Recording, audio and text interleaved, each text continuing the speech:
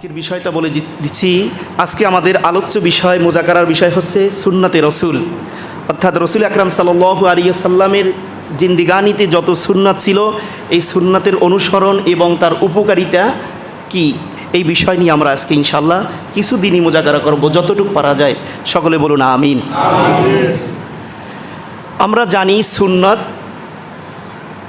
কি এবং হাদিস কি, তবে এর শাব্দিক এবং পারিভাষিক অর্থটা আমাদের হয়তো জানা নেই, যার কারণে হাদিস আর সুন্নাত আমরা একত্রিত করে ফেলি।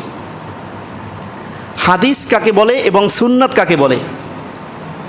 সুন্নাত বলা হয় যে রসুল আকরাম সাল্লাল্লাহু আলাইহি সাল্লামের যে আদর্শগত যেগুলো আছে কর্মকাণ্ড, সেগুলো সুন্নাত। তবে ফিকহ শাস্ত্রের অনুযায়ী সুন্নাত কাকে বলে? সুন্নাত বলা হয় রসুল আকরাম সাল্লাল্লাহু আলাইহি সাল্লামকে যেই বিধিবিধান দিয়েছেন, বিধিবিধান সমূহের মধ্য থেকে একটা স্তরের নাম হচ্ছে সুন্নাত। রসুলকে যে বিধিবিধান আল্লাহ পাক দিয়েছেন, ফরজ দিয়েছেন, নফল দিয়েছেন, ওয়াজিব দিয়েছেন, মুস্তাহাব সুন্নাতও দিয়েছেন। তাহলে বিধিবিধান রসুল আকরাম সাল্লাল্লাহু আলাইহি সাল্লামকে ফরজের স্তর দিয়েছেন, নফলের স্তর, সুন্নাতেরও স্তর। তো সব বিধিবিধান যা দিয়েছেন তার মধ্যে থেকে একটা স্তরের নাম হচ্ছে সুন্নাত। এখন আমাদের বিষয় হলো সুন্নাত কি এবং হাদিস কি। রসুল আকরাম সাল্লাল্লাহু আলাইহি সাল্লামের 23 বছর জিন্দেগিতে যা কিছু সংগঠিত হয়েছে, যা কিছু রসুল আকরাম সাল্লাল্লাহু আলাইহি সাল্লামের জীবদ্দশায় সংগঠিত হয়েছে, এই সবগুলো হচ্ছে হাদিস। সবগুলো কি ভাই? রসুলের 23 বছর জিন্দেগিতে, রসুলের জীবনের মধ্যে 23 বছর জিন্দেগিতে যা কিছু সংগঠিত হয়েছে, আল্লাহ পাক যা শরীয়ত ইসলাম এবং রসুল যা দেখেছেন, যা করেছেন, সবগুলোই হচ্ছে হাদিস। এখন সুন্নাত কোনটি? হাদিস তো বুঝলাম যে রসুলের 23 বছর জিন্দেগিতে যা কিছু ঘটেছে সবগুলোই হাদিস।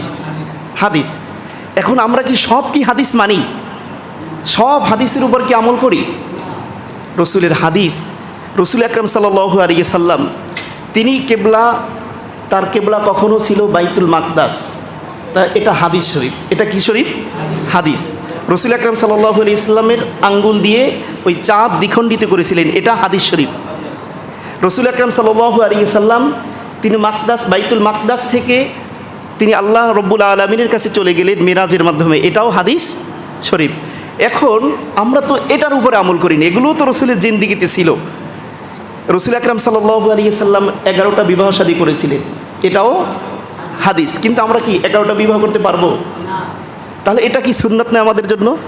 প্রিয় ভাইরা আমার, এখন আসুন সুন্নাত কোনটি এবং হাদিস কোনটি এর জানার আগে আমাদেরকে জানতে হবে চায়ের ছাঁকনি আছে না?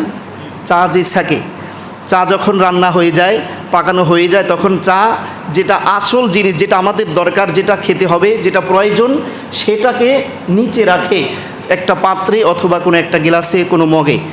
এর আগে একটা ছাঁকনিতে ওই চাটা সেকে, চা ছাকার উপরে, ছাকার সময় উপরে কিছু দানা থাকে যেগুলো আমাদের লাগে না, কিন্তু হ্যাঁ এই বলে এই নয়, এগুলো কিন্তু দামি জিনিস, এগুলো আপনি টাকা দিয়ে ক্রয় করছেন, এগুলো দামি জিনিস, অবহেলা করার কিছু নয়।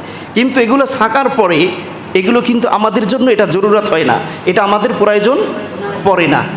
এখন রসুল আকরাম সাল্লাল্লাহু আলাইহি ওয়াসাল্লামের যেই সমস্ত হাদিসগুলো ছিল ওর উপরে আমল করি না, শুধু সাহাবাই কেরাম যা আমাদেরকে শিক্ষা দিয়েছেন, সাহাবাই কেরামদের আমল থেকে যা শিখেছি আমরা তার উপরে আমল করি, যেটা রসুল আকরাম সাল্লাল্লাহু আলাইহি ওয়াসাল্লাম সাহাবীদেরকে বলেছেন এবং বলেন নাই। রসুল আকরাম সাল্লাল্লাহু আলাইহি ওয়াসাল্লামের সাহাবীরা যা করেছেন রসুল তা সমর্থন দিয়েছেন, যা করেছেন রসুল নিষেধ করেন নাই, রসুল দেখেছেন, সেগুলোই আমাদের জন্য সুন্নাত। জোরে বলুন সুবহানাল্লাহ। অর্থাৎ সাহাবীরা যে আমল করেছে সব আমল আমাদের জন্য সুন্নাত। কিন্তু ওই যে রসুলের যে 23 বছর জিন্দেগিতে যা কিছু সংগঠিত হয়েছে এগুলো সব হাদিস, সব কিছু আমাদের জন্য সুন্নাত নয়, সব আমাদের জন্য জরুরি নয়। ভাইরা আমার, যদি জরুরি হতো তাহলে তো আমাদের আসমানে যাওয়া লাগতো, যদি জরুরি হতো আমাদের জন্য 11টা বিবাহ শাদী হতো। প্রিয় ভাইয়ের, যদি জরুরি হতো তাহলে আমরা কেবলা আমাদের থাকতো বাইতুল মাকদাসের দিকে, তাহলে বোঝা গেল ওইগুলো আমাদের জন্য সুন্নাত নয়, ওগুলো হলো হাদিস। রসুল আকরাম সাল্লাল্লাহু আলাইহি সাল্লাম তার সাহাবীর মাধ্যমে চা যেমন সুন্দরভাবে নিচে রাখার জন্য ছাঁকনির দরকার হয়, ও মুসলমান নিজের জীবনকে গড়ার জন্য সাহাবীদের মডেল আমাদেরকে প্রয়োজন আছে, জোরে বলুন ঠিক কিনা? এজন্য ছাঁকনির মতো সাহাবীদের থেকে যেগুলো আমরা পেয়েছি ওগুলো আমাদের জন্য জরুরি, ওগুলো আমাদের দরকার, আর এগুলোর নাম হলো সুন্নাত, জোরে বলুন সুবহানাল্লাহ। প্রিয় ভাইরা আমার, তাহলে এই সুন্নাত কি? যে সাহাবীরা যার উপরে আমল করেছে সেটার উপরে আমল করাই আমাদের জন্য, এই কাজগুলো হচ্ছে সুন্নাত। এই জন্য রসুল আকরাম সাল্লাল্লাহু আলাইহি সাল্লামের কাছে সাহাবাই কেরাম প্রশ্ন করেছিলেন, ইয়া রাসূলুল্লাহ, ৭৩টার যে দল হবে তার মধ্যে থেকে একটা দল হবে যেটা জান্নাতি, সেই দলটা কোনটা? রসুল কি বলেছিলেন? মা আনা আলাই ওয়া আসহাবি, আমি এবং আমার সাহাবী যার উপরে ছিলাম এর উপরে যদি তোমরা থাকো, আমি আমার সাহাবী যার উপরে আমল করেছি এর উপরে যদি আমল করো, তবে হ্যাঁ, ওই হাদিসের উপরে তো রসুল আমল করতে বলেন নাই, যেটা সাহাবাই কেরাম আমল করেছেন এর উপরে আমল কথা রসুল আকরাম সাল্লাল্লাহু আলাইহি সাল্লাম নিজে বললেন। এর উপরে যদি তোমরা আমল করো তাহলে তোমরা ওই ৭৩ দলে নয়, একটা দল থাকবে যেটা জান্নাতি হবে, সেটাই হবে তোমরা, জোরে বলুন সুবহানাল্লাহ। এর মানে সর্বশেষ কথা হলো রসুল আকরাম সাল্লাল্লাহু আলাইহি সাল্লামের সাহাবাই কেরাম যার উপরে আমল করেছেন, রসুলের সাহাবীদেরকে নিয়ে আমরা আমাদের যে বিশ্বাস, যেই আকীদা, ওই আকীদা যদি আমরা পরিপূর্ণভাবে রাখতে পারি, আমাদের আকীদা হচ্ছে কি? আহলে সুন্নাত ওয়াল জামাতের আকীদা। আমরা হলাম আহলে সুন্নাত ওয়াল জামাত। আহলে সুন্নাত মানে সুন্নাতওয়ালা, ওয়াল জামাত মানে সাহাবীদের যে জামাত ছিল, সাহাবীরা যার উপরে এজমা, যার উপরে একত্রিত হয়েছেন, যার উপরে আমল করেছেন, এটার উপরে যদি কেউ আমল করে তাহলে তাকেই বলা হয় আহলে সুন্নাত ওয়াল জামাত, জোরে বলুন সুবহানাল্লাহ। সুতরাং আমরা হলাম আহলে সুন্নাত ওয়াল জামাতের আকীদার অন্তর্ভুক্ত। তবে আকীদার অন্তর্ভুক্ত হয়ে সাহাবাই কেরামদেরকে সত্যের মাপকাঠি মেনে নিতে হবে। সাহাবীরা ভুল করেছেন বটে, কিন্তু আল্লাহ পাক সবাইকে ক্ষমা করে দিয়েছেন, ঠিকই না? কিন্তু অনেক ভাইদের বিশ্বাস সাহাবীরা ভুল করেছে, তাদের ক্ষমা হয় নাই, জোরে বলুন নাউজুবিল্লাহ। যদি তাদের এই কথা হয় ভাইরা আমার, তাহলে কোরআনে 4 জায়গায় আল্লাহ পাক বলেছেন রাদিয়াল্লাহু আনহুম ওয়া রাদু আন, রাদিয়াল্লাহু আনহুম ওয়া রাদু আন, রাদিয়াল্লাহু আনহুম। 4 জায়গায়। কয় জায়গায়? 4 জায়গায় আল্লাহ পাক তিনি কুদরতি জবান দিয়ে বলেন যে আমি রসুলের সাহাবীদের উপরে সন্তুষ্ট এবং তারাও আমার উপরে খুশি, জোরে বলুন সুবহানাল্লাহ।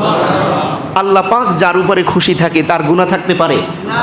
তাহলে আহলে সুন্নাত ওয়াল জামাতের আকীদা হলো সাহাবাই কেরাম তারা সম্পূর্ণভাবে নিষ্পাপ, তাদের কোনো ত্রুটি নাই, ত্রুটি যা ছিল আল্লাহ পাক তা মার্জনা করে দিয়েছেন, সুবহানাল্লাহ। তাহলে সাহাবীদের আমলের উপরে যে আমল করবে ওই একটা দলের অন্তর্ভুক্ত সে হয়ে যাবে, আর সে হবে আহলে সুন্নাত ওয়াল জামাতের অনুসরণ, জোরে বলুন ঠিক কিনা? এজন্য সব হাদিস সুন্নত নয়, আর সব সুন্নত আবার হাদিস নয়। যত হাদিস আছে সব সুন্নাত নয়, আর সব সুন্নাত কিন্তু আবার হাদিস। কারণ যত সুন্নাত আছে হাদিস ছাড়া কোনো থেকে আসে নাই, সব হাদিস থেকে এসেছে, কিন্তু হাদিস কিন্তু সব আবার সুন্নাত না।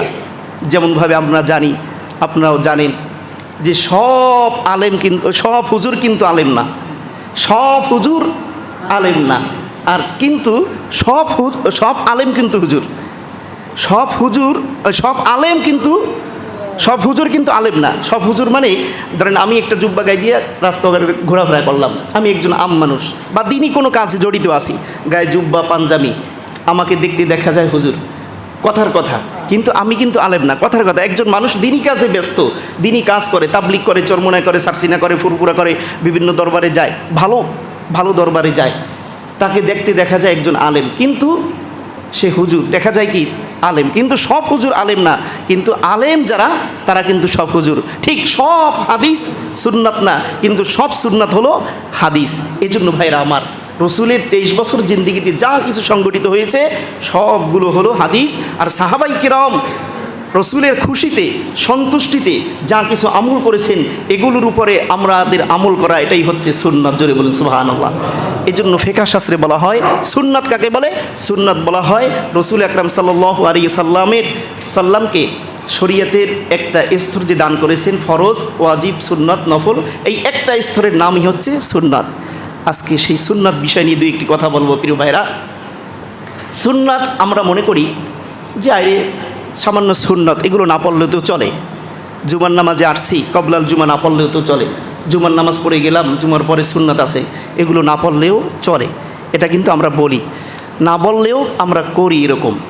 দেখা যায় এই আমাদের মসজিদে পরিপূর্ণ পাঁচতলা ভরা থাকে, রাস্তায় ভরা থাকে, কয়জনে শেষে সুন্নত পড়ে। কিন্তু তাদের কাছে জিজ্ঞেস করলে বলবে কি, আরে সুন্নত নিয়ে এত বাড়াবাড়ি কেন, সুন্নত এটা না পড়লে কি হবে, এটা তারা বলে। এরপরে যদি তারা নফল না পড়ে, আরে নফল নিয়ে তো বাড়াবাড়ি কেন, মুস্তাহাব নিয়ে তো বাড়াবাড়ি কেন। ভাইরে, বাড়াবাড়ি না, আপনি কেন ছাড়াছাড়ি করেন, বাড়াবাড়ি নয়, এটা তো সুন্নাত, রসুলকে একটা বিধান দেওয়া হয়েছে সুন্নাত, আপনি কেন ছাড়াছাড়ি করেন। এই একদিন দুই দিন বাদ দিতে দিতে আপনার ফরজগুলো এইভাবে বাদ দিয়ে ফেলবে।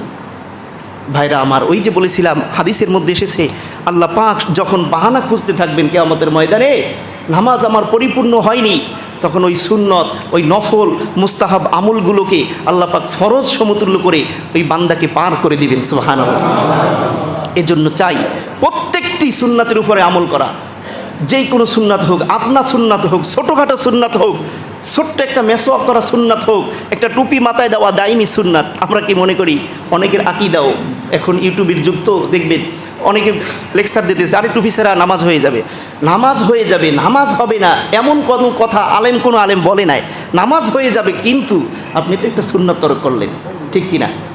আপনি আর আমি যে নামাজ পড়তেছি হাফ শার্ট গায়ে দিয়ে, হাতা গায়ে দিয়ে, আমি তো তরক করতেছি সুন্নাত। ভাইরা আমার, রসুল আকরাম সাল্লাল্লাহু আলাইহি ওয়াসাল্লামের সুন্নাতকে এই জন্য প্রতিপূর্ণ করা, এটা কখনো ঠিক হবে না, জোরে বলুন ঠিক কি না? খাওয়া দাওয়া, ওঠা বসা, লেনদেন, সর্বক্ষেত্রে রসুলের সুন্নতের যদি কেউ অনুসরণ করতে পারি, আল্লাহ পাকের নবী বলেন ওই ব্যক্তিই হবে আমার সাথী জান্নাতের, জোরে বলুন সুবহানাল্লাহ। মান আহাব্বা সুন্নতি ফাকাদ আহাব্বানি ওয়া মান আহাব্বানি কানা মাই ফিল জান্নাহ।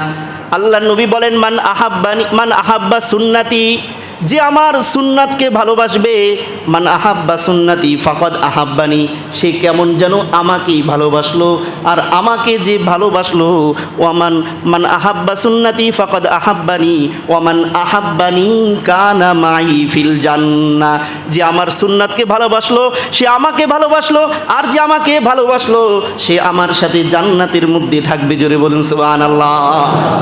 জান্নাতের মধ্যে কারা থাকবে? যারা আমার সুন্নাতের অনুকরণ করে। আল্লাহ পাক তাই তো কোরআন হাকিমে সূরা হাসরের, আপনার আমার পরিচিত একটা সূরা হাসর 7 নম্বর আয়াত সম্ভবত, এর শেষ অংশে বলেন, ওয়ামা আতাকুমুর রাসূলু ফাখুযু ওয়ামা নাহাকুম আনহু ফান্তাহু ওয়াত্তাকুল্লাহ ইন্নাল্লাহা শাদীদুল ইকাব। আল্লাহর রাসূল যা তোমাদেরকে দিয়েছেন তা ধরো, আর যা নিষেধ করেছেন তা ছেড়ে দাও।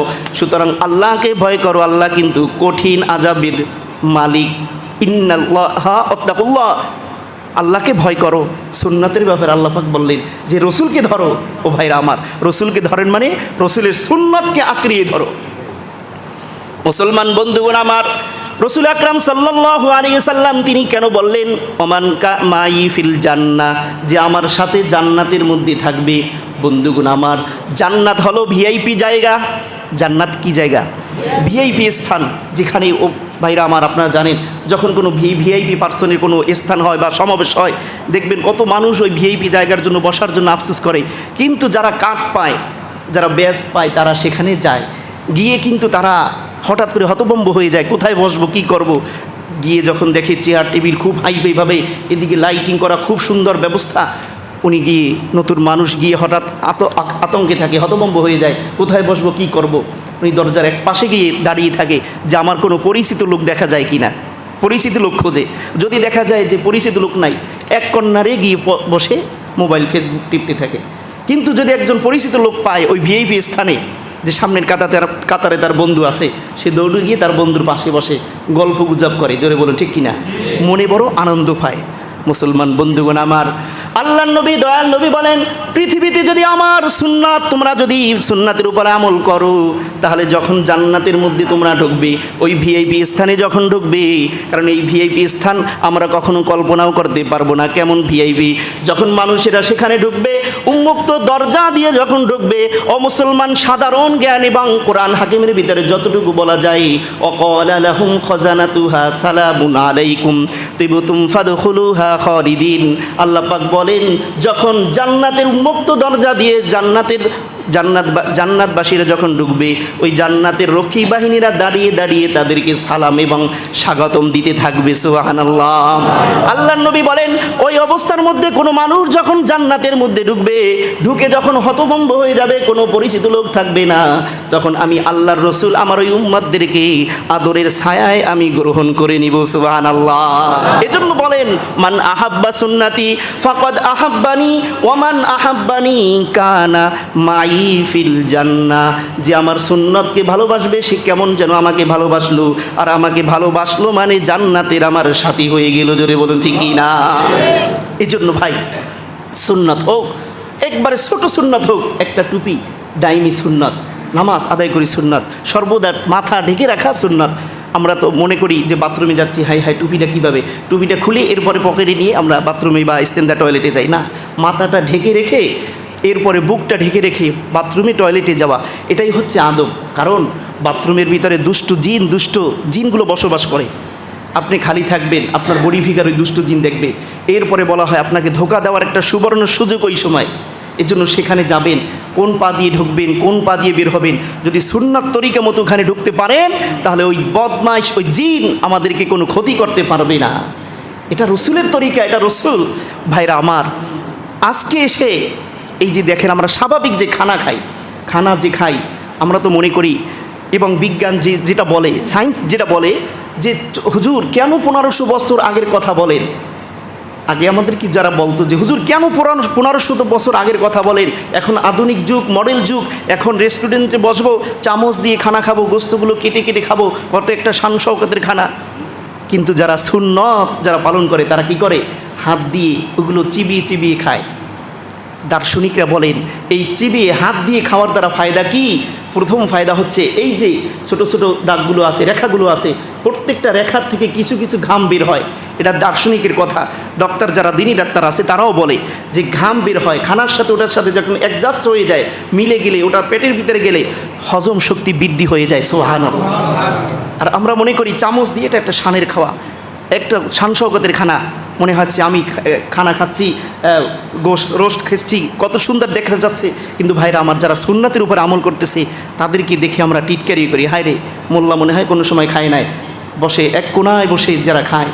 ভাইরা, রসুল আকরাম সাল্লাল্লাহু আলাইহি সাল্লামের স্ত্রী হযরত আয়েশা বলেন, খবরদার, আনা আয়েশা রাদিয়াল্লাহু তাআলা আনহা ক্বালাত লা তাকতাউল লাহমা বিসসিকিন, গোস্তগুলো ছুরি দিয়ে, সিকিন মানে ছুরি দিয়ে কেটে খেও না। এই কথা 1500 বছর আগে বললেন। বিজ্ঞান এখন স্বীকার করতেছে যে 1500 বছর আগের রসুল যা বলেছেন তা আমাদের বিজ্ঞানের সাথে একবারে মিলে যায়। চলে বলুন সুবহানাল্লাহ।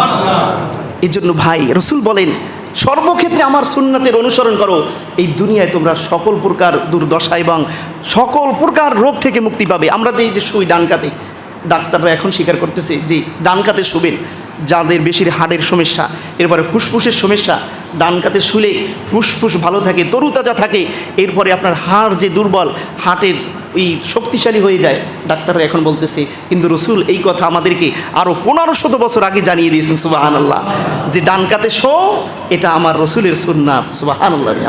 এর জন্য ছোট্ট আদনা জিনিস হোক, হ্যাঁ, প্রতিপূর্ণ করার কোনো কারণ নাই, এটা রসুলের সুন্নাত। হতে পারে মানুষ আমাকে টিটকারি করবে, আরে টিটকারি যারা করে, হাসি তামসা যারা করে, আরে এখন মোল্লা হয়ে গেছে, এতদিন পর্যন্ত বাহাত দিয়ে খানা খাইছে, আর এখন তাবলিগে গিয়ে, চরমনায় গিয়ে, বিভিন্ন জায়গায় গিয়ে ভালো মানুষ হয়ে গেছে। যখন আপনি ভালো মতন চলতে থাকবেন, কিছু মানুষ তারা বলবে, এটা এখন না, আগে থেকেও বলছে। যেহেতু কোরআন হাকিম 1500 বছর আগেরই তো কথা, কোরআনের ভিতরে এসেছে, ফাত্তাখাযতুমুহুম সিখরিয়ান হাত্তা আনসাউকুম যিকরি ওয়া কুনতুম মিনহুম তাদহাকুন। কোরআন হাকিমের ভিতরে সূরা মুমিনুনের 110 নম্বর থেকে নিয়ে কয়েকটা আয়াতের মধ্যে এই কথাগুলো বলা হয়েছে যে যারা সুন্নাত তরিকা মতো যারা চলতে চায়, কোরআনের বিধিবিধান মেনে যারা চলতে চায়, তাদেরকে দেখে মানুষ টিটকারি করে, হাসি তামসা করে, করুক, ওরা করবে। ইন্নী জাযাইতুহুমুল ইয়াওমা বিমা সাবারু আন্নাহুম হুমুল ফাইজুন। যাদেরকে নিয়ে করা হয় তারা একদিন প্রতিদান পেয়ে যাবে। জোরে বলুন সুবহানাল্লাহ। এজন্য ভাই সুন্নাত তরিকা মতো আমার জীবন জিন্দিগি আমি গুজার করব। যতদিন পৃথিবীর আর কতদিনের জিন্দিগি, অল্প সময়ের জিন্দিগি কিয়ামতের ময়দানে। এবং কোরআন হাকিমের বলে ক্বালা কাম লাবিসতুম ফিল আরদি আদাদা সিনিন, তুমি দুনিয়ায় কতদিন ছিলে? ক্বালু লাবিসনা ইয়াওমান, ইয়াওমান মানে একদিন, বলে ইয়াওমান আও বাদা ইয়াওমিন ফাসআলিল আদিন, একদিন অথবা তার কিছু। তাহলে দুনিয়াটা কিয়ামতের দিন এবং ওই পরকালের হিসাব করতে গেলে মাত্র একদিন। কতদিন? কোরআনের কথা। ক্বালা কাম লাবিসতুম ফিল আরদি আদাদা সিনিন, ফিল আরদি জমিনে কতদিন, লাবিসতুম ঠেরেলে মানে কত দিন বসবাস করলে। ক্বালু লাবিসনা ইয়াওমান, ইয়াওমান একদিন, ফাসআলিল আদিন অথবা তার থেকে কিছু অংশ। তাহলে একদিন বা দেড় দিন সময় এই পৃথিবীটা। প্রিয় ভাইরা আমার, তাহলে কেন আজকে সুন্নতকে আমরা হেয় প্রতিপন্ন করব? সেটা হোক আদনা সুন্নাত। যেহেতু রসুল বলেন যে আমার সুন্নাতের যারা অনুকরণ করবে, মান তামাসসাকা বিসুন্নতি, আল্লাহ বলেন আল্লাহ রসুল বলেন মান তামাসসাকা বিসুন্নতি ইনদা ফাসাদি উম্মতি ফালাহু আজরু মিয়াতি শাহীদ, সে যেন 100 শহীদের সওয়াব তার আমল নামায় চলে যাবে। সুবহানাল্লাহ। এখানে একটা সুন্নাত আবার বলা যাবে না। অনেক ভাইরা আবার এখানে একটা সুন্নাতের বলি, বিশেষ করে আমাদের তাবলিগ জামাতের ভাইরা যারা আছি, যারা দিনী কাজে ব্যস্ত, এই হাদিসের ব্যাখ্যা এটা এসেছে যে একটা সুন্নাতের উপরে যে আমল করে তাহলে সে যে 100 শহীদের সওয়াব পাবে, এমনটা না। মোল্লা আলী কালী রহমতুল্লাহ আলাইহি লেখেন যে সুন্নাত, একটা সুন্নাত মানে সুন্নাতের তরিকা মতো যে চলে, তাহা উম্মাতের ফাসাদ মানে ফাসাদের জামানায়, আমার উম্মাতের ফেতনা ফাসাদের জামানায় যে আমার তরিকা মতো যে চলবে, সে কেমন যেন 100 শহীদের সওয়াব পেয়ে যাবে। এজন্য ভাইরা আমার, রসুল আকরাম সাল্লাল্লাহু আলাইহি ওয়াসাল্লামের তরিকা মতো চলা সর্বক্ষেত্রে আমাদের জন্য জরুরি, ঠিক কিনা ভাইরা? সামান্য আমরা যে পানি খাই, পানি খাওয়ার ক্ষেত্রে রসুল বললেন 6টা সুন্নাত। কয়টা ভাই? 6টা। আমরা তো পানি খাই, পানি তো সবাই খায়, হিন্দু, খ্রিস্টান, ইহুদি এবং জীব জানোয়ার যত জীব আছে, কেউ পানি ছাড়া আছে? সকলেই পানি খেতে হয়। কিন্তু আমার খাওয়াটা যদি হিন্দু খ্রিস্টানদের মতো হয়ে যায়, তাহলে আমি রসুলের উম্মত হয়ে কী লাভ হলো? আমার খাওয়া যদি বৌদ্ধ মুশরিকদের মতো হয়ে যায়। কিছু মানুষ আমরা আছি যারা পানি খাওয়ার তরিকাও জানি না। ভাইরা আমার, পানি খাওয়ার মধ্যে 6টা জিনিস সুন্নাত। কয়টা জিনিস? একটু খেয়াল করে নিব এবং এটাই এর উপর আমল করার চেষ্টা করব যে পানি খাওয়ার ক্ষেত্রে এই 6টা জিনিসের উপরে যদি আমি আমল করতে পারি, হতে পারে এটাও আমার নাজাতের উসিলা হয়ে যেতে পারে। অনেক ভাইরা আছে দেখি আমরা, হাতে চায়ের কাপ নেই, বাম হাতে চায়ের কাপ, আর যেটা হারাম সেটা নেই কোন হাতে? ডান হাতে। যেটা হারাম সেটা আমরা হালালভাবে হালাল হাতে নিয়ে যাই। এর মানে বলছি না যে এই হাতটা একবারে হারাম, এটা না। কোনো মানুষের যদি ডান হাত না থাকে তাহলে এটাই তার হালাল হাত, ঠিক কিনা ভাইরা? এটা দিয়ে সে সব করে। কিন্তু হ্যাঁ, রসুল কি বলেন? হাদিস শরীফের মধ্যে এসেছে, তিরমিজি শরীফের মধ্যে এসেছে, আল্লাহর নবী বলেন লা ইয়াকুলু আহাদুকুম বিশিমালি ওয়ালা ইয়াশরাবু বিশিমালি ফাইন্নাশ শাইতানা ইয়াশরাবু বিশিমালি ফাইন্নাশ শাইতানা ইয়াকুলু বিশিমালি ওয়া ইয়াশরাবু বিশিমালি। আল্লাহর নবী বলেন যে আমার কোনো উম্মত যেন বাম হাত দ্বারা কোনো কিছু না খায়, আমার কোনো উম্মত যেন বাম হাত দ্বারা কোনো কিছু পান না করে। ফাইন্নাশ শাইতানা ইয়াকুলু, কেননা শয়তান ও বাম হাত দিয়ে খায়। কে খায়? শয়তান বাম হাত দিয়ে খায়। ওয়াশরাবু বিশিমালি, কেননা ওই শয়তান ও বাম হাত দিয়ে পান করে। এই জন্য ভাই, আমরা যাই খাবো কোন হাত দিয়ে খাবো? তাহলে একটা সুন্নাত কোন হাতে ধরবো? ডান হাতে। এরপরে দ্বিতীয় নাম্বার সুন্নাত হলো বিসমিল্লাহ বলবো। কি বলবো ভাই? যখন পানির গ্লাসটা হাতে নিব ডান হাতে নিব, যখন চায়ের গ্লাসটা হাতে নিব, যখন খানাটা হাতে নিব, তখন ডান হাতে নিয়ে বিসমিল্লাহ কি বলবো? একটা সুন্নাত হলো ডান হাতে নেওয়া, দ্বিতীয় সুন্নাত হলো বিসমিল্লাহ বলা, তৃতীয় নাম্বার সুন্নাত হলো ওই খাবারটা, সেটা হোক পানি পান করতেছেন ওটা দেখে নেওয়া। কারণ অনেক সময় দেখা যায় যে পানির ভিতরে, গ্লাসের ভিতরে পোকা পড়ে থাকতে পারে, বিষাক্ত কোনো পোকা থাকতে পারে, বিষাক্ত পিঁপড়া থাকতে পারে, আপনার ভিতরে গেলে কামড় দিতে পারে। সেক্ষেত্রে ভাইরা পানিটা দেখে নেওয়াটা এটাও রসুলের সুন্নাত। এরপরে রসুল বলেন যে আরও সুন্নাত আছে, যে পানিটা যে তুমি খাবে, খাওয়ার ক্ষেত্রে তুমি 3 ঢোকে খাবে, 3 শ্বাসে। কয় শ্বাসে? 3 শ্বাসে। আমরা করি কি, পানি খাই গ্লাসে, আবার গ্লাসের ভিতরে নিঃশ্বাস ছেড়ে দিই। না, এটা করা যাবে না। নিঃশ্বাস ছাড়লে বাইরে ছাড়তে হবে, ছোটো বাচ্চারা ছাড়ে, কিন্তু না, আমাদের করণীয়, যেহেতু আমরা যারা বুঝমান আছি, পানি খাচ্ছি নিঃশ্বাস ফেলতেছি, যেহেতু 3 ঢোকে খাওয়া, এটা রসুলের সুন্নাত। এরপরে ভাইরা আমার, খাওয়া শেষ আমার কি পড়তে হবে? আলহামদুলিল্লাহ। কি পড়তে হবে ভাই? আলহামদুলিল্লাহ। এই সুন্নত, একটা পানি, এক গ্লাস পানি খাওয়ার ক্ষেত্রে যদি 5টা 6টা সুন্নত যদি যদি আমল করতে পারি, রে ভাই কত কাজ আমাদের থেকে হয়। প্রত্যেকটা কাজ যদি সুন্নতের উপর আমল করি, রসুল বলেন, তাহলে ওই হবে জান্নাতে আমার সাথী। জোরে বলে সুবহানাল্লাহ। মুসলমান বন্ধুগণ আমার, এজন্য রসুল আকরাম সাল্লাল্লাহু আলাইহি ওয়াসাল্লামকে আমাদের ভালোবাসতে হবে। তবে শুধু মুখে নয়, চাপার আওয়াজে নয়। রসুলকে ভালোবাসতে হলে 2টা জিনিস দরকার আছে। কয়টা জিনিস? 2টা জিনিস দরকার হলো, একটা হলো ইশকে রাসূল, মহাব্বতে রাসূল, রসুলের মহাব্বত অন্তরে থাকতে হবে। 2 নাম্বার হলো সুন্নতে রসুল, রসুলের সুন্নত তরিকা অনুযায়ী জীবন যাপন করতে হবে। জোরে বলুন ঠিক কি না? এই 2টা সমন্বয়ে যদি কোনো মানুষ জীবন ব্যবস্থা করে নিতে পারে, রসুল ঘোষণা দিলেন ওই হলো আমার জান্নাতের সাথী। জোরে বলুন ঠিক কি না? কারণ মুসলমান, আপনারা জানেন, যখন কোনো একটা হোল্ডারের সাথে একটা লাইট ফিটিং করা হয়, 2টা তার গিয়ে সেখানে অ্যাডজাস্ট করা হয়। আপনারা ভালো করে জানেন, একটা তার দিয়ে যখন সুইচ দেওয়া হয়, কখনো লাইটটা জ্বলে না, জ্বলে। একটা তার যদি দেয় ওখানে কারেন্টের, একটা হয়েছে কারেন্টের, একটা হয়েছে আর্থিনের তার, শুধু আর্থিনের তার দিয়ে কখনো ভাল্ব জ্বলবে? অথবা শুধু কারেন্টের তার দিয়ে ভাল্ব জ্বলে না। লাইটটা জ্বালাতে হলে একটা আর্থিনের আর একটা কারেন্টের, এই 2টা লাইন অ্যাডজাস্ট করতে হয়। পাশাপাশি রেখে লাইট লাগালে এরপরে লাইটটা জ্বলে ওঠে। জোরে বলে ঠিক কি না? রসুল বলেন, আমার সুন্নাতের উপরে যদি আমল করে, 2টা জিনিসের উপরে যদি ইস্তেকামত থাকতে পারে, তাহলে ওর অন্তরের মধ্যে জান্নাতের বাতি আল্লাহ পাক জ্বালিয়ে দিবেন। সুবহানাল্লাহ। একটা হলো ইশকে রাসূল, আর একটা হলো সুন্নাতে রাসূল। শুধু বললাম আমি রসুলকে ভালোবাসি, আমি সুন্নি। মুসলমান, ভিতরে যদি সুন্নাতের কোনো আমল না থাকে, তাহলে তুমি সুন্নি নয়, বরং তুমি সিন্নি। কি ভাই? সিন্নি। যার ভিতরে আমল থাকবে না, যদি শুধু বলে একদিন সে ইয়া নবী সালাম আলাইকা, বছরে আসলো একদিন, এসে বা সুর আওয়াজ দিয়ে ঢোল তবলা দিয়ে যদি বলে, ও মুসলমান, যদি সুন্নিয়াতের ভিতরে, তার ভিতরে যদি কোনো আমল না থাকে, সুন্নত অনুযায়ী তার জীবন ফায়সালা যদি না গড়ে, তাহলে সে কখনো সুন্নি হতে পারে না। একটু আগেই জেনেছি আমরা আহলে সুন্নাত কাকে বলে, যে রসুলের সাহাবীদের উপরে পরিপূর্ণভাবে আস্থা বিশ্বাস রেখে তার উপরে আমল করে, সেই হলো সুন্নি। জোরে বলুন ঠিক কি না? আর যারা একটা বাইপাস করে দেবে, ওই যে যেহেতু বলেছেন, রসুল বললেন যে আমাকে ভালোবাসতে হলে 2টা জিনিস দরকার। জান্নাতে যেতে হলে কয়টা জিনিস দরকার? একটা হলো ইশকে রাসূল, আর একটা হলো সুন্নতে রাসূল। রসুলের ভালোবাসা, প্রেম থাকতে হবে, সাথে সাথে সুন্নতও থাকতে হবে। আমার পোশাকটা যদি রসুলের তরিকা মতো না হয়, আমার টুপিটা যদি রসুলের তরিকা মতো না হয়, আমার হাঁটা চলা খাওয়া যদি রসুলের তরিকা মতো না হয়, আমি যতই দাবিদার হই আমি সুন্নি মুসলমান, আমি আল্লাহর কাছে সুন্নি হতে পারবো না। জোরে বলো ঠিক কি না? নকল মুসলমান, সে কি নকল সুন্নি। নকল সুন্নি বুঝেন? একজনকে জিজ্ঞেস করা হয়, একজন এসে বলল, হুজুর আমি তো পাইলট, আমি তো ড্রাইভার। বলে, আপনি কি কখনো ড্রাইভিং করেছেন?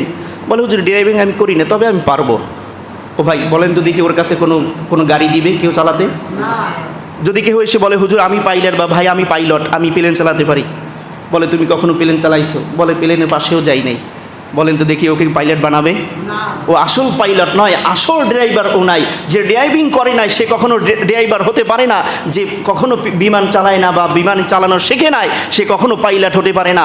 মুসলমান যে সুন্নাতের উপরে আমল না করবে, সে কখনোই হাকিকি আশেক হতে পারে না। সে নকল হাকিকি আশেক। জোরে বলুন ঠিক কি না? নকল আশেকে রসুল হবে, হাকিকি আশেক সে হতে পারবে? এজন্য সুন্নাতের উপরে আমল করা সকলের জন্য জরুরি আছে কি না? মুসলমান বন্ধুগণ আমার, এজন্য বলেন, যদি তোমরা আমার সুন্নাতের উপর আমল করতে পারো, কেমন আমল করবা? রসুল আকরাম সাল্লাল্লাহু আলাইহি সাল্লাম বলেন, অবুঝ সন্তান যখন রাস্তা পাড়ি দেয়, সন্তান যখন রাস্তার এক পাশে থাকে, অপর প্রান্তে যদি মা থাকে অথবা তার বাবা থাকে, ছোট্ট সন্তান দৌড়ে গিয়ে তার মায়ের কোলে আসলে গিয়ে বসতে চায়, মায়ের কোলে বসতে চায়। ও যখন তখন দেখে না রাস্তায় গাড়ি চলে না, ঘোড়া চলে, কিছুই দেখে না, ও শুধু চায় আমার মায়ের কোলে গিয়ে বসতে পারলেই হলো। বন্ধুগণ আমার, ঠিক ওইভাবে আমাদের আমল করতে হবে। যত দুনিয়ার যা কিছু আসুক না কেন, কোনো কিছু বাদ না দিয়ে রসুলের তরিকা মতো আমাদের জিন্দিগি চালিয়ে রসুলের কোলে গিয়ে আমাদের বসতে হবে। জোরে বলুন ঠিক কি না? খেলাফে পায়গাম্বার কাছে রাগজিদ কে হারগিজ বমনজিল না খাহাদ রসিদ, কে হারগিজ বমনজিল না খাহাদ রসিদ। কবি বলেন, যেই ব্যক্তি সুন্নতকে বাদ দিয়ে তার মঞ্জিল মাকসাদে পৌঁছতে চায়, সে কখনো মঞ্জিল মাকসাদে গিয়ে বুঝতে পারে না। তাহলে সর্বপ্রথম আমাদের সুন্নাতের উপরে যদি সুন্নাতে ইত্তেবা, যেহেতু রসুল আকরাম সাল্লাল্লাহু আলাইহি সাল্লাম বলেন সাথী হলে আমার জান্নাতের সাথী। হোক তুমি দূরে আসো, বাংলাদেশে আসো ৬,০০০ কিলোমিটার, কয় হাজার? ৬,০০০ কিলোমিটার দূরে আসো, তাতে কি হয়েছে? এখানে বসে যদি আমি সুন্নাতের উপরে পরিপূর্ণ আমল করতে পারি, আমি রুহানিভাবে রসুলের কাছে থাকবো, জোরে বলুন ঠিক কি না? কিন্তু রসুলের পাশে থেকেও যদি সুন্নাতের উপরে আমল না করি, কোনো ফায়দা হবে? রসুলের পাশে ছিল কে? রসুলের বংশধর ছিল আবু জাহেল। ও ভাই, রসুলের বাসা থেকে আবু বকরের বাসা ছিল অনেক দূরে, যতটুকু দূরে হোক তার থেকে কাছে ছিল আবু জাহেলের বাসা। কিন্তু আবু জাহেল রসুলের পাশে জায়গা পায় নাই, জায়গা পেয়েছে কে? আবু বকর। কেন পেয়েছেন? ওই যে রসুলের সুন্নাতের উপরে আমল করেছেন, রসুলের জিন্দেগি সে রসুলের আদর্শে আদর্শিত হয়েছে, এজন্য রসুল তাকে জায়গা দিয়েছে। শুধু জায়গায় নয়, কাল কিয়ামতের ময়দানে রসুলের পাশে থাকবেন। শুধু ওখানে নয়, জান্নাতেও রসুলের একেবারেই পাশে থাকবেন আবু বকর সিদ্দিক রাদিয়াল্লাহু তাআলা আনহু। সুবহানাল্লাহ। এজন্য বন্ধুগণ আমার, সেটা হোক আদনা সুন্নাত, ছোট্ট সুন্নাত, খাওয়ার দস্তরখানা হোক, মেসওয়াক হোক, যদি আপনি তার উপরে ইস্তেকামাত থাকতে পারেন মুসলমান, তাহলে কখনো ওই সুন্নাতওয়ালা জাহান্নামের আগুনে জ্বলতে পারে না। ছোট্ট একটা হাদিসের ঘটনা আপনাদেরকে শোনাই। এক সাহাবী আরেক সাহাবীকে দাওয়াত দিল যে আমার বাসায় তুমি খানা খাবে। ওই সাহাবী মুসলমান খানা খাওয়ার জন্য তার বাসায় গেল। বন্ধুগণ আমার, একটা দস্তরখানা দেওয়ার সাথে ওই দস্তরখানা একটা ময়লা ছিল। দস্তরখানা কি ছিল? একটা ময়লা। সাহাবী যিনি মেহমান, তিনি বলতেছিলেন এই দস্তরখানা এটা তো দেখতে কেমন দেখা যায়, এটা ফেলে দাও। কিতাবের মধ্যে এসেছে সেই দস্তরখানা চুলার মতো দেওয়া হয়, চুলার মধ্যে ধাউ ধাউ যে আগুন জ্বলতেছে। মুসলমান কিছুক্ষণ পরে দেখা যায় ওই দস্তরখানার আগুন জ্বলে না, আগুন আর তাকে জ্বালাতে পারে না। বের করে আনা হলো, তখন জিজ্ঞেস করা হলো, ভাই এই দস্তরখানাটা তো ময়লাযুক্ত ছিল, এটা তো আগুনে জ্বলে না, ব্যাপার কি, কারণ কি? বলে এই দস্তরখানার মধ্যে রসুলের সুন্নাত ছিল, এই দস্তরখানার মধ্যে রসুলও খানা খেয়েছেন, এটা আগুন জ্বালাতে পারে না। জোরে বলুন সুবহানাল্লাহ। এর মানে একটা দস্তরখানা, সেটাও সুন্নাত। এই সুন্নাতকে যেহেতু আগুন জ্বালাতে পারে না, আপনি আর আমি যদি রসুলের সুন্নাত মতো জীবন জিন্দিগি করতে পারি, রসুলের সুন্নাত মতো যদি দাড়ি রাখতে পারি, ভাইরা আমার, আশা করা যায় আমাদেরকেও আল্লাহ আগুনে জ্বালাবেন না। এজন্য ভাই বন্ধুগণ আমার, বিশেষ করে দাইমি সুন্নাত হচ্ছে, আমরা মনে করি এটা সুন্নাত, কিন্তু এটা রসুলের আদর্শগত সুন্নাত, কিন্তু এটা ওয়াজিব। দাড়ি রাখা কি ওয়াজিব? দাড়ি রাখা আমরা মনে করি দাড়ি রাখলে কি হয়, এখন বুড়ো হয়ে যাব, দেখতে কেমন দেখা যায়। ভাইরা না, দাড়ি রাখলে আপনার সম্মান বেড়ে যাবে।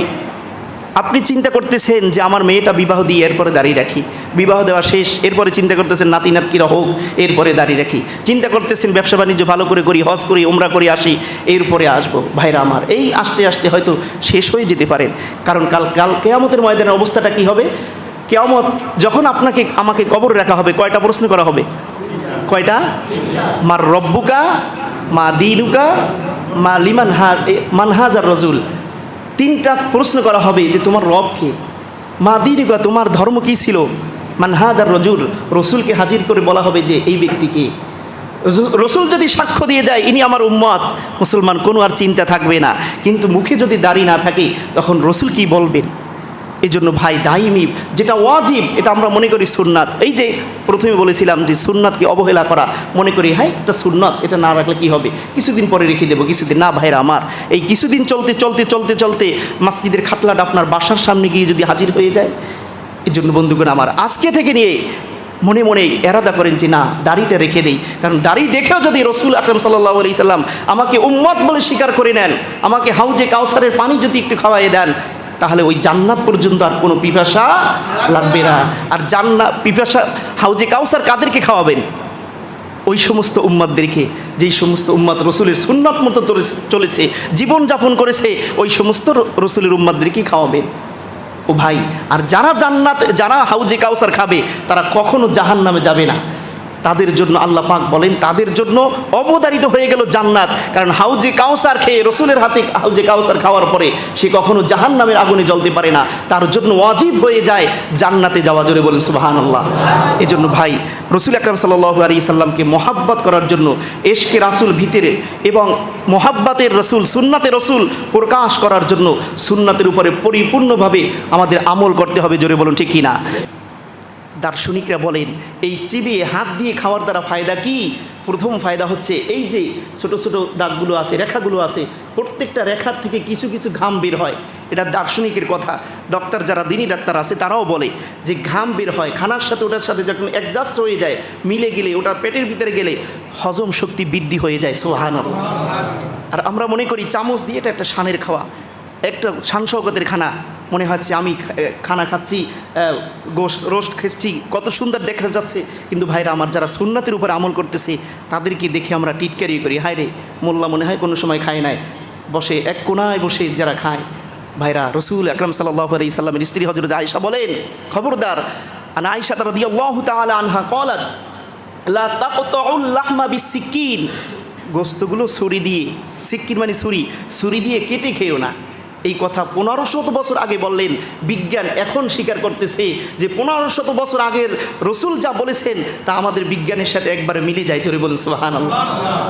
এই জন্য ভাই, রসুল বলেন সর্বক্ষেত্রে আমার সুন্নাতের অনুসরণ করো, এই দুনিয়ায় তোমরা সকল প্রকার দুর্দশা এবং সকল প্রকার রোগ থেকে মুক্তি পাবে। আমরা যে শুই ডান কাতে, ডাক্তাররা এখন স্বীকার করতেছে যে ডান কাতে শুবেন যাদের বেশি হাড়ের সমস্যা, এরপরে ফুসফুসের সমস্যা, ডান কাতে শুলে ফুসফুস ভালো থাকে, তরুতাজা থাকে। এরপরে আপনার হাড় যে দুর্বল, হার্টের ওই শক্তিশালী হয়ে যায়, ডাক্তাররা এখন বলতেছে। কিন্তু রসুল এই কথা আমাদেরকে আরও 1500 বছর আগে জানিয়ে দিয়েছেন। সুবহানাল্লাহ। যে ডান কাতে শো, এটা আমার রসুলের সুন্নাত। সুবহানাল্লাহ। এর জন্য ছোট্ট আদনা জিনিস হোক, হ্যাঁ, প্রতিপূর্ণ করার কোনো কারণ নাই। এটা রসুলের সুন্নাত। হতে পারে মানুষ আমাকে টিটকারি করবে, আরে টিটকারি যারা করে, হাসি তামসা যারা করে, আরে এখন মোল্লা হয়ে গেছে, এতদিন পর্যন্ত বাঁ হাত দিয়ে খানা খাইছে, আর এখন তাবলিগে গিয়ে, চরমনায় গিয়ে, বিভিন্ন জায়গায় গিয়ে ভালো মানুষ হয়ে গেছে। যখন আপনি ভালো মতন চলতে থাকবেন, কিছু মানুষ তারা বলবে, এটা এখন না, আগে থেকেও বলছে। যেহেতু কোরআন হাকিম 1500 বছর আগেরই তো কথা, কোরআনের ভিতরে এসেছে, ফাত্তাখাযতুমুহুম সিখরিয়ান হাত্তা আনসাউকুম যিকরি ওয়া কুনতুম মিনহুম তাদহাকুন। কোরআন হাকিমের ভিতরে সূরা মুমিনুনের 110 নম্বর থেকে নিয়ে কয়েকটা আয়াতের মধ্যে এই কথাগুলো বলা হয়েছে যে যারা সুন্নাত তরিকা মতো যারা চলতে চায়, কোরআনের বিধিবিধান মেনে যারা চলতে চায়, তাদেরকে দেখে মানুষ টিটকারি করে, হাসি তামসা করে, করুক, ওরা করবে। ইন্নী জাযাইতুহুমুল ইয়াওমা বিমা সাবারু আন্নাহুম হুমুল ফাইজুন। যাদেরকে নিয়ে করা হয় তারা একদিন প্রতিদান পেয়ে যাবে। জোরে বলুন সুবহানাল্লাহ। এজন্য ভাই, সুন্নাত তরিকা মতো আমার জীবন জিন্দিগি আমি গুজার করব। যতদিন পৃথিবীর আর কতদিনের জিন্দিগি, অল্প সময়ের জিন্দিগি, কিয়ামতের ময়দানে। এবং কোরআন হাকিমের বলে, ক্বালা কাম লাবিসতুম ফিল আরদি আদাদা সিনিন, তুমি দুনিয়ায় কতদিন ছিলে? ক্বালু লাবিসনা ইয়াওমান, ইয়াওমান মানে একদিন, বলে ইয়াওমান আও বাদা ইয়াওমিন ফাসআলিল আদিন, একদিন অথবা তার কিছু। তাহলে দুনিয়াটা, কিয়ামতের দিন এবং ওই পরকালের হিসাব করতে গেলে মাত্র একদিন। কতদিন? কোরআনের কথা। ক্বালা কাম লাবিসতুম ফিল আরদি আদাদা সিনিন, ফিল আরদি জমিনে কতদিন, লাবিসতুম ঠেরেলে মানে কত দিন বসবাস করলে। ক্বালু লাবিসনা ইয়াওমান, ইয়াওমান একদিন, ফাসআলিল আদিন অথবা তার থেকে কিছু অংশ। তাহলে একদিন বা 1.5 দিন সময় এই পৃথিবীটা। প্রিয় ভাইরা আমার, তাহলে কেন আজকে সুন্নতকে আমরা হেয় প্রতিপন্ন করব? সেটা হোক আদনা সুন্নাত। যেহেতু রসুল বলেন যে আমার সুন্নাতের যারা অনুকরণ করবে, মান তামাসসাকা বিসুন্নতি, আল্লাহ বলেন আল্লাহ রসুল বলেন মান তামাসসাকা বিসুন্নতি ইনদা ফাসাদি উম্মতি ফালাহু আজরু মিয়াতি শাহীদ, সে যেন 100 শহীদের সওয়াব তার আমল নামায় চলে যাবে। সুবহানাল্লাহ। এখানে একটা সুন্নাত আবার বলা যাবে না। অনেক ভাইরা আবার এখানে একটা সুন্নাতের বলি, বিশেষ করে আমাদের তাবলিগ জামাতের ভাইরা যারা আছি, যারা দিনী কাজে ব্যস্ত, এই হাদিসের ব্যাখ্যা এটা এসেছে যে একটা সুন্নাতের উপর যে আমল করে তাহলে সে যে 100 শহীদের সওয়াব পাবে, এমনটা না। মোল্লা আলী কালী রহমতুল্লাহ আলাইহি লেখেন যে সুন্নাত, একটা সুন্নাত মানে সুন্নাতের তরিকা মতো যে চলে, তা উম্মাতের ফাসাদ মানে ফাসাদের জামানায়, আমার উম্মাতের ফেতনা ফাসাদের জামানায় যে আমার তরিকা মতো যে চলবে, সে কেমন যেন 100 শহীদের সওয়াব পেয়ে যাবে। এজন্য ভাইরা আমার, রসুল আকরাম সাল্লাল্লাহু আলাইহি ওয়াসাল্লামের তরিকা মতো চলা সর্বক্ষেত্রে আমাদের জন্য জরুরি, ঠিক কিনা ভাইরা? সামান্য আমরা যে পানি খাই, পানি খাওয়ার ক্ষেত্রে রসুল বললেন 6টা সুন্নাত। কয়টা ভাই? 6টা। আমরা তো পানি খাই, পানি তো সবাই খায়, হিন্দু, খ্রিস্টান, ইহুদি এবং জীব জানোয়ার যত জীব আছে, কেউ পানি ছাড়া আছে? সকলেই পানি খেতে হয়। কিন্তু আমার খাওয়াটা যদি হিন্দু খ্রিস্টানদের মতো হয়ে যায়, তাহলে আমি রসুলের উম্মত হয়ে কী লাভ হলো? আমার খাওয়া যদি বৌদ্ধ মুশরিকদের মতো হয়ে যায়। কিছু মানুষ আমরা আছি যারা পানি খাওয়ার তরিকাও জানি না। ভাইরা আমার, পানি খাওয়ার মধ্যে 6টা জিনিস সুন্নাত। কয়টা জিনিস? একটু খেয়াল করে নিব এবং এটাই এর উপর আমল করার চেষ্টা করব যে পানি খাওয়ার ক্ষেত্রে এই 6টা জিনিসের উপরে যদি আমি আমল করতে পারি, হতে পারে এটাও আমার নাজাতের উসিলা হয়ে যেতে পারে। অনেক ভাইরা আছে দেখি আমরা, হাতে চায়ের কাপ নেই, বাম হাতে চায়ের কাপ, আর যেটা হারাম সেটা নেই কোন হাতে? ডান হাতে। যেটা হারাম সেটা আমরা হালালভাবে হালাল হাতে নিয়ে যাই। এর মানে বলছি না যে এই হাতটা একবারে হারাম, এটা না। কোনো মানুষের যদি ডান হাত না থাকে তাহলে এটাই তার হালাল হাত, ঠিক কিনা ভাইরা? এটা দিয়ে সে সব করে। কিন্তু হ্যাঁ, রসুল কি বলেন? হাদিস শরীফের মধ্যে এসেছে, তিরমিজি শরীফের মধ্যে এসেছে, আল্লাহর নবী বলেন, লা ইয়াকুলু আহাদুকুম বিশিমালি ওয়ালা ইয়াশরাবু বিশিমালি ফাইন্না শাইতানা ইয়াশরাবু বিশিমালি ফাইন্না শাইতানা ইয়াকুলু বিশিমালি ওয়া ইয়াশরাবু বিশিমালি। আল্লাহর নবী বলেন যে আমার কোনো উম্মত যেন বাম হাত দ্বারা কোনো কিছু না খায়, আমার কোনো উম্মত যেন বাম হাত দ্বারা কোনো কিছু পান না করে। ফাইন্না শাইতানা ইয়াকুলু, কেননা শয়তান ও বাম হাত দিয়ে খায়। কে খায়? শয়তান বাম হাত দিয়ে খায়। ওয়াশরাবু বিশিমালি, কেননা ওই শয়তান ও বাম হাত দিয়ে পান করে। এই জন্য ভাই, আমরা যাই খাবো কোন হাত দিয়ে খাবো? তাহলে একটা সুন্নাত কোন হাতে ধরবো? ডান হাতে। এরপরে দ্বিতীয় নাম্বার সুন্নাত হলো বিসমিল্লাহ বলবো। কি বলবো ভাই? যখন পানির গ্লাসটা হাতে নিব ডান হাতে নিব, যখন চায়ের গ্লাসটা হাতে নিব, যখন খানাটা হাতে নিব তখন ডান হাতে নিয়ে বিসমিল্লাহ কি বলবো? একটা সুন্নাত হলো ডান হাতে নেওয়া, দ্বিতীয় সুন্নাত হলো বিসমিল্লাহ বলা, তৃতীয় নাম্বার সুন্নাত হলো ওই খাবারটা, সেটা হোক পানি পান করতেছেন ওটা দেখে নেওয়া। কারণ অনেক সময় দেখা যায় যে পানির ভিতরে, গ্লাসের ভিতরে পোকা পড়ে থাকতে পারে, বিষাক্ত কোনো পোকা থাকতে পারে, বিষাক্ত পিঁপড়া থাকতে পারে, আপনার ভিতরে গেলে কামড় দিতে পারে। সেক্ষেত্রে ভাইরা পানিটা দেখে নেওয়াটা এটাও রসুলের সুন্নাত। এরপরে রসুল বলেন যে আরও সুন্নাত আছে, যে পানিটা যে তুমি খাবে, খাওয়ার ক্ষেত্রে তুমি 3 ঢোকে খাবে, 3 শ্বাসে। কয় শ্বাসে?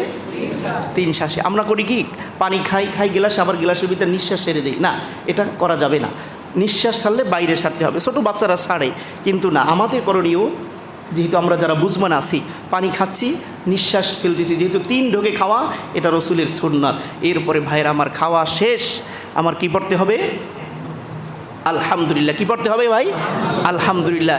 এই সুন্নত, একটা পানি, 1 গ্লাস পানি খাওয়ার ক্ষেত্রে যদি 6টা সুন্নত যদি আমল করতে পারি, ভাই কত কাজ আমাদের থেকে হয়। প্রত্যেকটা কাজ যদি সুন্নতের উপর আমল করি, রসুল বলেন তাহলে ওই হবে জান্নাতে আমার সাথী। জোরে বলে সুবহানাল্লাহ। মুসলমান বন্ধুগণ আমার, এজন্য রসুল আকরাম সাল্লাল্লাহু আলাইহি ওয়াসাল্লামকে আমাদের ভালোবাসতে হবে। তবে শুধু মুখে নয়, চাপার আওয়াজে নয়। রসুলকে ভালোবাসতে হলে 2টা জিনিস দরকার আছে। কয়টা জিনিস? 2টা জিনিস দরকার হলো, একটা হলো ইশকে রাসূল, মোহাব্বতে রাসূল, রসুলের মোহাব্বত অন্তরে থাকতে হবে।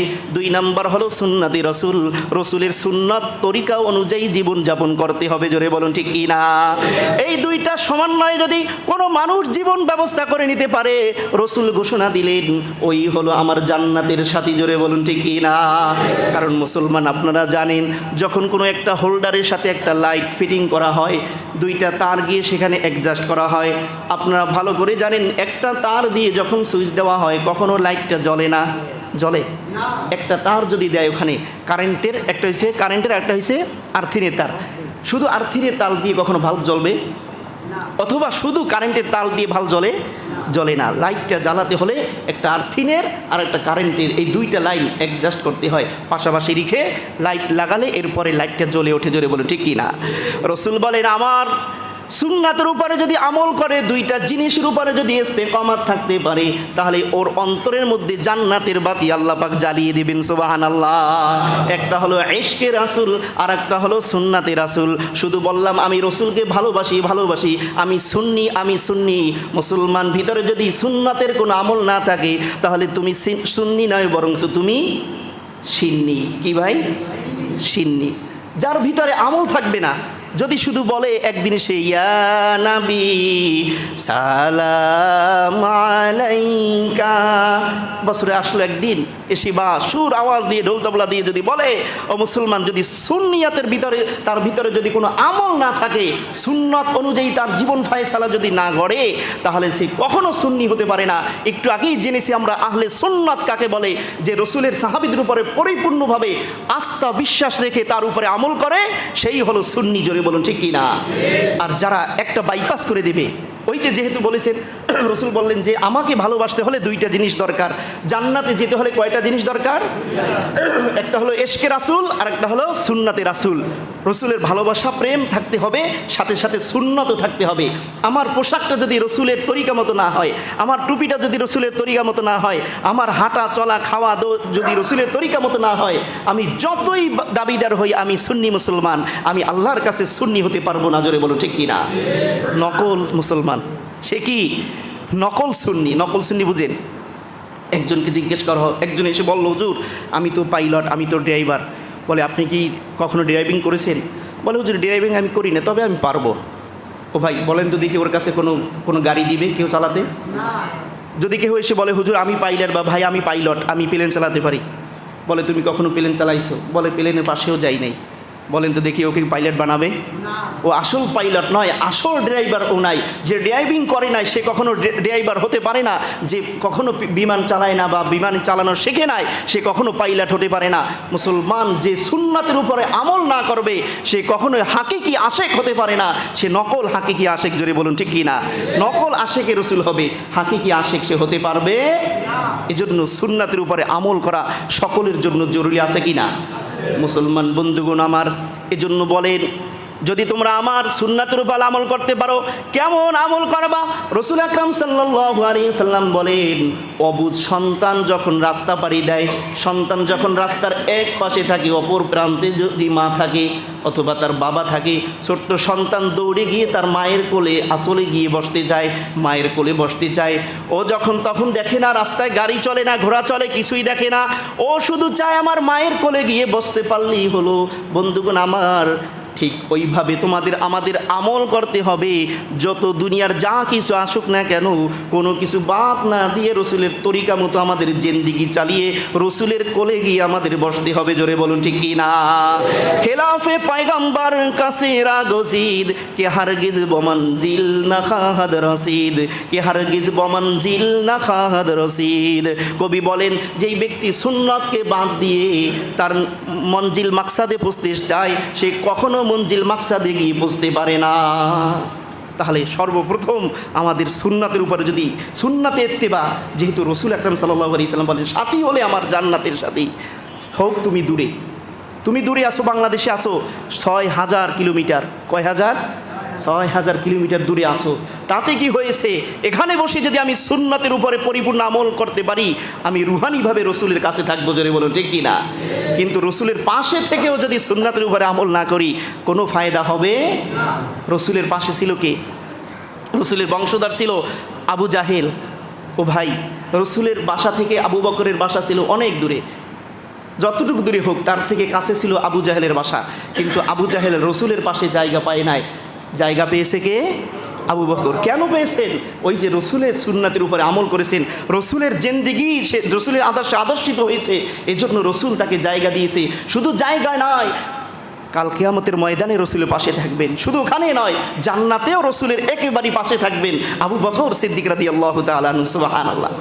এজন্য বন্ধুগণ আমার, সেটা হোক আদনা সুন্নাত, ছোট্ট সুন্নাত, খাওয়ার দস্তরখানা হোক, মেসওয়াক হোক, যদি আপনি তার উপরে ইস্তেকামাত থাকতে পারেন মুসলমান, তাহলে কখনো ওই সুন্নাতওয়ালা জাহান্নামের আগুনে জ্বলতে পারে না। ছোট্ট একটা হাদিসের ঘটনা আপনাদেরকে শোনাই। এক সাহাবী আরেক সাহাবীকে দাওয়াত দিল যে আমার বাসায় তুমি খানা খাবে। ওই সাহাবী মুসলমান খানা খাওয়ার জন্য তার বাসায় গেল। বন্ধুগণ আমার, একটা দস্তরখানা দেওয়ার সাথে ওই দস্তরখানা একটা ময়লা ছিল। দস্তরখানা কি ছিল? একটা ময়লা। সাহাবী যিনি মেহমান, তিনি বলতেছিলেন, এই দস্তরখানা এটা তো দেখতে কেমন দেখা যায়, এটা ফেলে দাও। কিতাবের মধ্যে এসেছে সেই দস্তরখানা চুলার মতো দেওয়া হয়, চুলার মধ্যে ধাউদে যে আগুন জ্বলতেছে, মুসলমান কিছুক্ষণ পরে দেখা যায় ওই দস্তরখানার আগুন জ্বলে না, আগুন আর তাকে জ্বালাতে পারে না। বের করে আনা হলো, তখন জিজ্ঞেস করা হলো, ভাই এই দস্তরখানাটা তো ময়লাযুক্ত ছিল, এটা তো আগুনে জ্বলে না, ব্যাপার কি, কারণ কি? বলে এই দস্তরখানার মধ্যে রসুলের সুন্নাত ছিল, এই দস্তরখানার মধ্যে রসুলও খানা খেয়েছেন, এটা আগুন জ্বালাতে পারে না। জোরে বলুন সুবহানাল্লাহ। এর মানে একটা দস্তরখানা সেটাও সুন্নত, এই সুন্নতকে যেহেতু আগুন জ্বালাতে পারে না, আপনি আর আমি যদি রসুলের সুন্নাত মতো জীবন জিন্দিগি করতে পারি, রসুলের সুন্নাত মতো যদি দাড়ি রাখতে পারি, ভাইরা আমার, আশা করা যায় আমাদেরকেও আল্লাহ আগুনে জ্বালাবেন না। এজন্য ভাই বন্ধুগণ আমার, বিশেষ করে দাইমি সুন্নাত হচ্ছে, আমরা মনে করি এটা সুন্নাত, কিন্তু এটা রসুলের আদর্শগত সুন্নাত, কিন্তু এটা ওয়াজিব। দাড়ি রাখা কি ওয়াজিব? দাড়ি রাখা আমরা মনে করি দাড়ি রাখলে কি হয়, এখন বুড়ো হয়ে যাব, দেখতে কেমন দেখা যায়। ভাইরা না, দাড়ি রাখলে আপনার সম্মান বেড়ে যাবে। আপনি চিন্তা করতেছেন যে আমার মেয়েটা বিবাহ দিয়ে এরপরে দাড়ি রাখি, বিবাহ দেওয়া শেষ, এরপরে চিন্তা করতেছেন নাতি নাতকিরা হোক, এরপরে দাড়ি রাখি, চিন্তা করতেছেন ব্যবসা বাণিজ্য ভালো করে করি, হজ করি, উমরা করি, আসি, এরপরে আসবো। ভাইরা আমার, এই আস্তে আস্তে হয়তো শেষ হয়ে যেতে পারেন, কারণ কাল কিয়ামতের ময়দানের অবস্থাটা কি হবে? কিয়ামত যখন আমাকে কবর রাখা হবে, কয়টা প্রশ্ন করা হবে? কয়টা? মার রব্বুকা, মা দিনুকা, মা লিমান মানহাজার রজুল। তিনটা প্রশ্ন করা হবে যে তোমার রব কে, মা দিনুকা তোমার ধর্ম কী ছিল, মানহাজার রজুল রসুলকে হাজির করে বলা হবে যে এই ব্যক্তিকে। রসুল যদি সাক্ষ্য দিয়ে দেয় ইনি আমার উম্মত, মুসলমান কোনো আর চিন্তা থাকবে না। কিন্তু মুখে যদি দাড়ি না থাকে তখন রসুল কি বলবেন?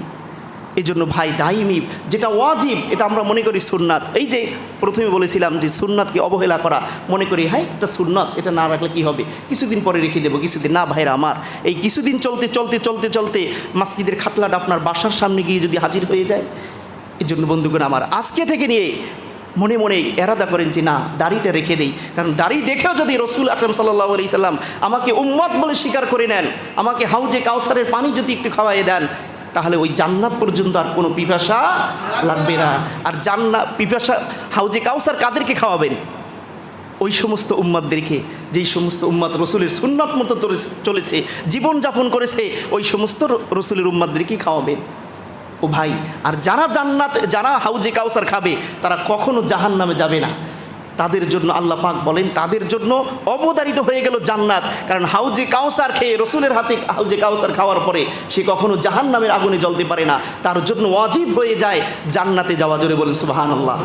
এজন্য ভাই, রসুল আকরাম সাল্লাল্লাহু আলাইহি সাল্লামকে মহাব্বত করার জন্য, এশকে রাসূল ভিতরে এবং মহাব্বতের রসুল, সুন্নাতের রসুল প্রকাশ করার জন্য সুন্নাতের উপরে পরিপূর্ণভাবে আমাদের আমল করতে হবে। জোরে বলুন ঠিক কিনা?